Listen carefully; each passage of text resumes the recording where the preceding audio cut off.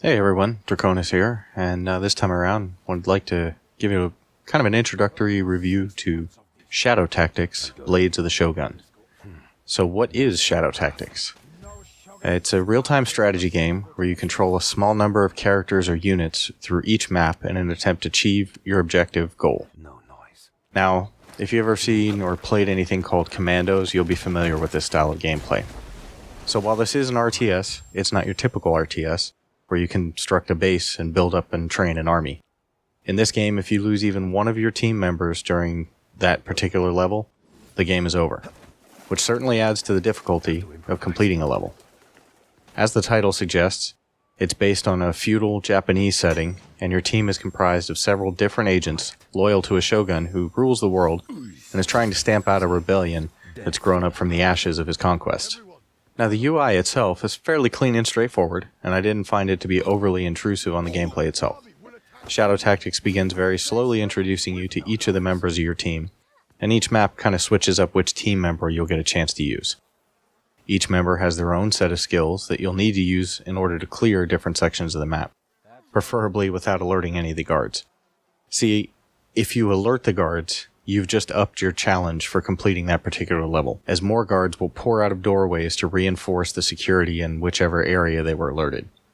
There's also an option you'll want to make use of, where you can queue an action for each of your characters, and then allow them to complete those actions all at the same time. That way, when you run into a couple of different guards separated by a certain distance, but can still see each other, you can position your team to strike both simultaneously. My one complaint about how the game plays is that if you do get caught, your guys just don't defend themselves. They pretty much just stand there and take damage. They only act if you're giving them direct instructions. So this can be a real problem at times when you get discovered in one part of the map and you have a unit in another part of the map that then gets discovered because of the guards that come out to search the area. With the guards on alert and attacking your units, you can't keep them both alive at the same time. If they at least use their basic attack to defend themselves, you might get a little more survivability out of that. Either way, the game itself is still pretty fun.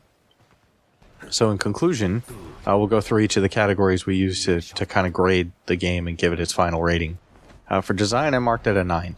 The game and the artwork is beautifully done and does a lot to showcase the setting and add to that story. For challenge, I also marked it a 9. I found the game to be quite challenging, especially when trying to complete a level without ever being seen, which in some cases I found to be nearly impossible. So it wasn't so challenging that I ever wanted to stop playing in frustration, which was good. The game does a great job of being challenging in a way that even if you fail, you want to go back and try a different approach to clear through the level. For fun, I marked it an 8.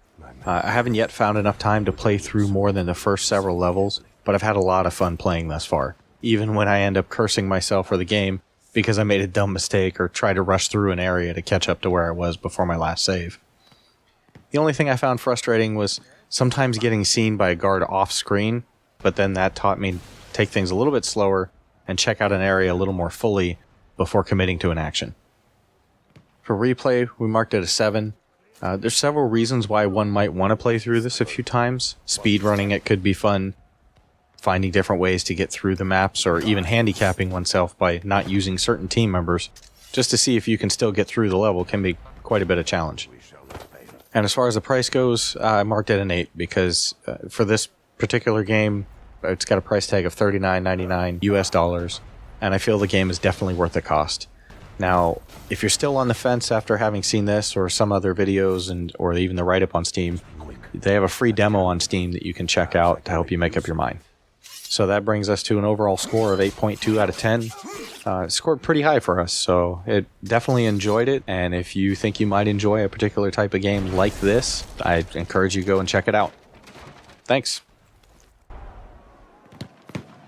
My thanks again for your assistance. Be good.